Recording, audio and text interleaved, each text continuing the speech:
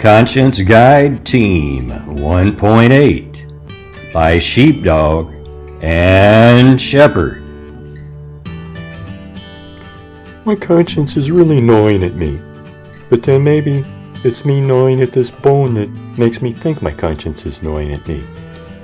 At any rate, all this talk of conscience really is exhausting. I just get really tired. Some scholars recognize the laws of Urukagina, king of Lagash, as the first code of laws. Urukagina, who reigned circa 2300 BCE, set out to end the corruption of a civil bureaucracy. Under Urukagina's predecessor, bureaucratic administrators taxed the citizenry at every available opportunity, thus filling their pockets. Consequently, there was political crisis and economic instability. Furthermore, the prisons were filled with debtors. Asserting divine power and authority, Urukagina canceled taxes, fired corrupt tax collectors, reduced the tyrannical influence of the priest, and advocated for the waif and widow. Urukagina committed himself to achieving a higher level of freedom and equality by protecting the citizenry from the seizure of property, burdensome controls, theft, hunger, and murder. However, the women of the elite classes and royalty exercised much more prestige than previously. In fact, under Urukagina, the class of royal women expanded to 3,000%. They were given the land that was confiscated from the previous administration, and Urukagina made his own wife in charge.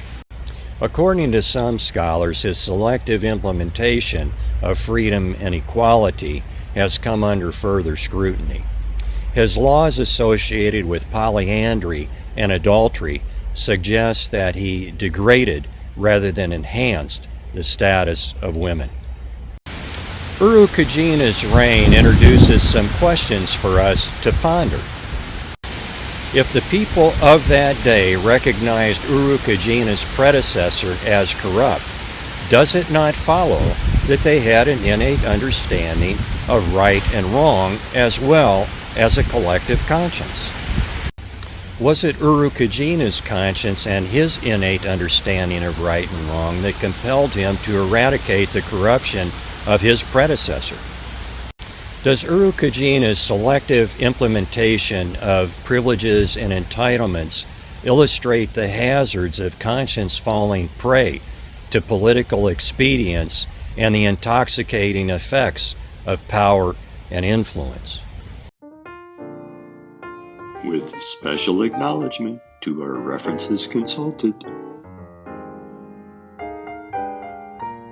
Shepherd and I thank you for watching today.